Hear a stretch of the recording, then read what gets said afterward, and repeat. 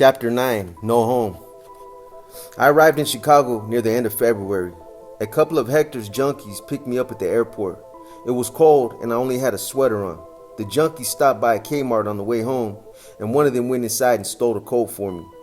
For the remainder of the drive, they discussed how much dope they could get from Hector for stealing the coat. Living with Hector was like living alone. Actually, it was worse. There were junkies in and out of his house at all times of the day and night. Every 3 or 4 months, there was a drug bust.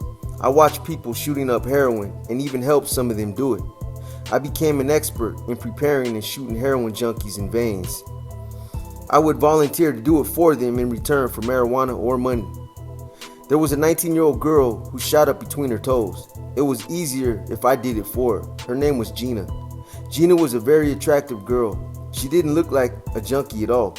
She was always clean and nicely dressed. Gina smelled good, unlike the rest of the junkies who smelled like cigarettes and liquor. Gina was a prostitute. Judging by the cars that dropped her off at Hector's, I would say she was a high-priced prostitute. She would often perform oral sex on me in return for a favor of shooting her up. All this went on in my bedroom at Hector's house. Hector thought it was cool that I used the junkies to make money and used Gina for sex. It was all part of being a man, being hip. Only the help of God and my fear of needles kept me from becoming a junkie. I was out on the streets at all times of the night. Sometimes I wouldn't come home for 2 or 3 days, and no questions were ever asked.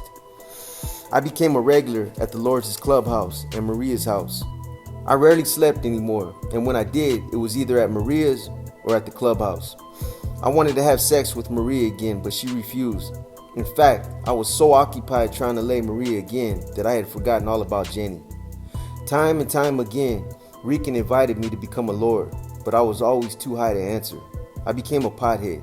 I smoked pot just about every hour of the day and night. Rican was being very cool with me. I knew Rican was only treating me in this manner so I would join the Lords. One day, he took me to his house with his girlfriend and fed me and told me I could take a shower if I wanted to.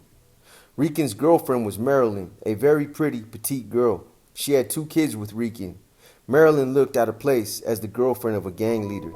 She just seemed too pure and intelligent for that. Marilyn went into the back room, brought out a plastic bag full of clothes, and told me to go through them and take what I wanted. The clothes had belonged to Afro. I refused to take any, but Rican assured me that it was all right. I would be disrespecting him if I didn't accept them, he said. I showered, changed clothes, and sat down for dinner with Rican and Marilyn. All through dinner, I studied Marilyn and the way she walked and moved with such finesse and sophistication.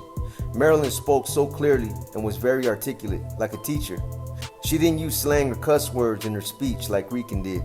Marilyn expressed herself with pride. I couldn't help but wonder what circumstances had led her to end up with Rican.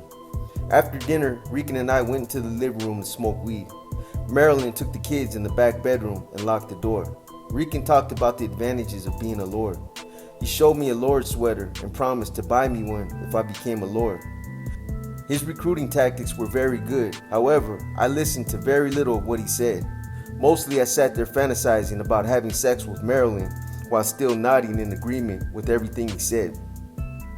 Marilyn came out of the room to tell Rican to stop smoking so the kids could watch television. I found myself staring at her with such desire, but snapped out of my dreams before I was caught by Rican. I knew I couldn't have Marilyn, but I was excited by my fantasies. In an instant, Jenny's last words echoed in my mind. If you don't leave Chicago, I'll give myself to you. Immediately, I excused myself and headed towards Jenny's house.